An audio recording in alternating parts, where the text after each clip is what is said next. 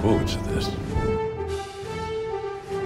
What's up everyone, how's it going? I recently just watched a video from Battlefront Updates basically talking about if the Battlefront franchise has a future, and it really got me thinking, should EA create another Star Wars Battlefront game? Of course, that being Battlefront 3. So basically, I know a lot of people at first are going to be saying no, they should just keep updating Battlefront 2, but in this video I really wanted to go a little bit deeper in it and actually see if it would really benefit EA to create another Star Wars Battlefront game. So of course, Battlefront 2's launch was absolutely horrible. I mean, the pay-to-win fiasco, all the loot boxes, everything just turned everyone off, and EA lost quite a lot of money from pre-order sales, and then the media didn't help them at all. I mean, there was articles all over the internet talking about how Battlefront 2 is gambling, and it was just a complete mess. So right off the bat, before the game even got launched, it was already off to a bad start, unfortunately. And even as of now, people still think the game is pay to win, which if you're new and you don't really know a lot about the game, that is completely false. The game is cosmetic only when it comes to microtransactions, so you do not have to worry about that if you're thinking about buying the game. I think it's a great steal for the price it's at. I think you can get it for like $10 or $20, and that's just insane. But unfortunately, with all that fiasco and all the negative press, EA did lose a ton of pre-order sales, and for whatever reason, EA decided to pull a lot of the developers working on the Star Wars games and move them over to work on Battlefield 5. Of course, this is normal. When a new game comes out, you want to move your developers to start working on another game, but the problem with this was they took over so many of the developers that the amount of content that we were getting post-launch was just so bad. I mean, we were getting a couple skins here and there. It was just waiting month after month, just hoping that they would give us some more content, but luckily, as of now, we are getting a sustainable amount of content each month. I mean, we're getting around a hero and a new feature every month. In January, we got Count Dooku. This month, we're getting Anakin Skywalker, and it's planned to get the new game mode. Now, there are some rumors that that game mode did get delayed, so we'll just have to wait and see. But we also got General Grievous, Geonosis, Obi-Wan, and so it's just really great to see that DICE is getting more developers back for Star Wars Battlefront 2, but unfortunately, a lot of people just say it is just too late. But personally, I really love this game, and I'm really happy on how it turned out as of now. I'm glad all the new content is coming in, and I started playing this game from the earliest day you could, and I haven't really stopped since. I mean, I play it a couple times a week. I don't play it too often, but that's mostly just because I'm so busy with work, school, and of course making videos and some other hobbies as well. But on my free time, I do most of the time play this game. But let's say EA and DICE do decide to make a Star Wars Battlefront 3. I've got kind of a list of things that should happen and shouldn't happen. But first up, the next gen consoles are rumored to come out, I think, either 2020 or 2021. And in my opinion, this would be a perfect time to release a next gen Battlefront 3 because they could just do so much more with it. I mean, imagine 40v40 battles. And a feature that I've always wanted in this game is ground to space. Now, this was supposed to happen in the original Battlefront 3, but that game did get canned. It did get canceled due to money issues, but that game was supposed to have ground to space battles, and if you see the game footage of it, it looked awesome. And I think creating these types of battles on the next gen console is very much possible if EA just puts in the funding and just puts in the resources and the developers to make it, and of course just puts in the time for it, because if they do make a complete and successful Battlefront game, I think the lifespan of it could go on for years, because look how long Battlefront 2 has lasted even though all that controversy happened. Imagine a Battlefront 3 game with loads of content at launch and then a bunch more free content, and of course they can make so much money based off of skins. I know that's a really big trend going on now, and the amount of skins in the Star Wars universe is just unreal. I can't believe they're not really taking advantage of it.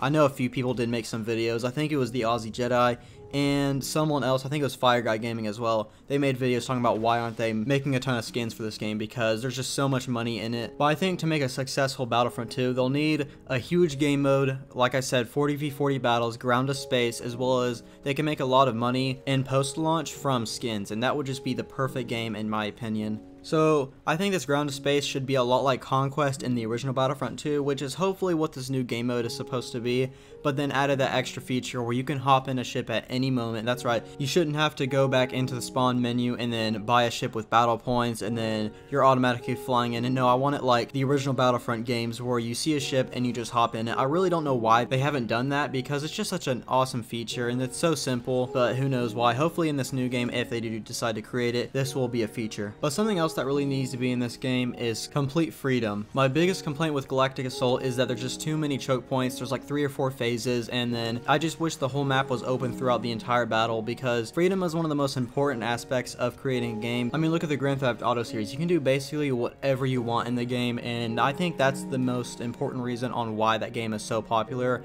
But let's get back to Battlefront 3. Something I really want is Galactic Conquest. So if you didn't play the original Battlefront games, there was a game mode called Galactic Conquest, and it was just the coolest concept ever. I mean, you basically had to jump from planet to planet to control them, and you can play with your friends. It was just a whole lot of fun, and I think it was just a huge missed opportunity with Battlefront 2 because of all the content that was released at launch. They really could have done something unique with it.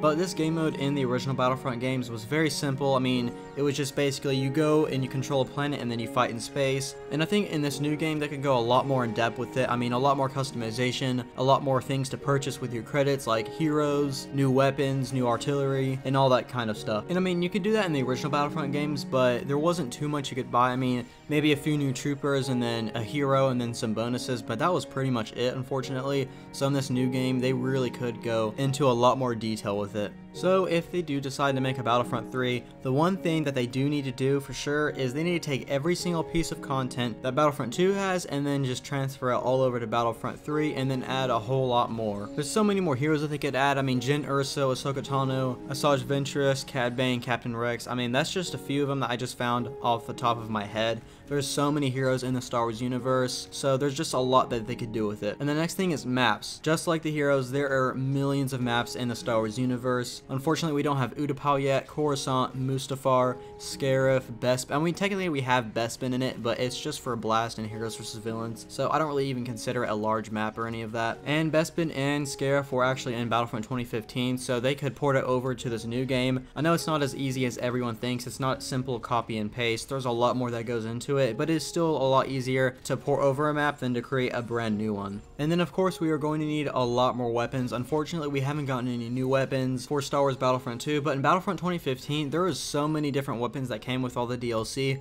so I really don't know why they haven't made that for this new game, but people are really asking for it, so we'll have to wait and see if they listen. But Battlefront 3 definitely should come with a huge variety of different weapons, and not just 4 weapons per class like Battlefront 2 has. Because yeah, heroes are cool, different maps are awesome, but in shooter games, weapons are the things that you use the most because personally, I'm either going to be able to use a hero just 1/3 of the match. I know some people are a lot better than me and they can get a hero within the first phase or even like half of the first phase, but for the majority of players, they are using the standard troopers with the standard weapons most of the game, so they really need to have some more weapons for more uniqueness within the gameplay. And then something else I kind of already went over when I was talking about the Galactic Conquest is we need a whole lot more customization options for our troopers and heroes, because there's quite a few in Battlefront 2, but there's just not nearly enough. We're getting a lot of new clone skins, which is awesome because they're my favorite to play as, but we still don't have any new Imperial skins, any new Rebel skins, except for a few. But the Imperials, there's just so many different skins that they could do. I mean, the Shore Troopers, the Shadow Troopers, which I'm actually not sure if they're canon or not. I read somewhere that someone said they're not canon, but then someone responded saying they are canon, so I have no idea. But then there's like Shock Troopers, and then there's just so much more that they could do with skins, and of course, like I said earlier,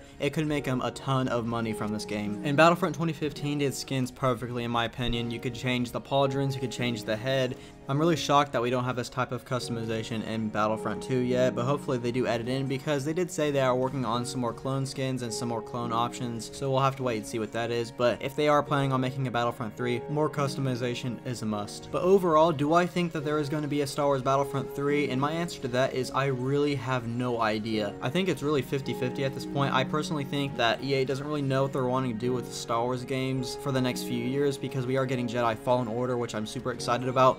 But at the moment, all we know is they are working on another game in like 2020 or something like that. But it was announced that is going to be a smaller Star Wars game, so I wouldn't expect it to be Battlefront 3. So basically, if EA does want to make another Star Wars Battlefront, they really need to bring back the fans' trust within EA and the Star Wars license. And overall, they just need to have Galactic Conquest, more customization, a lot more heroes, more maps, and they just need to take everything from the previous 2 games and then transfer it over to this new game and then just add in a ton more. Personally, I think they should take about 3 or 4 years to work on this game because they should really make it a long live service game, kind of like how Grand Theft Auto was. I mean, that game is 5 years old now and there's still a very strong player base, and it would just be awesome to see a Star Wars game get something like that. Also, the main game mode needs to be something like Conquest from the original Battlefront games, mixed in with ground to space battles, because if they do plan on making this game for the next gen consoles, I'm sure the hardware will be able to handle it. So let me know your guys' thoughts in the comments below.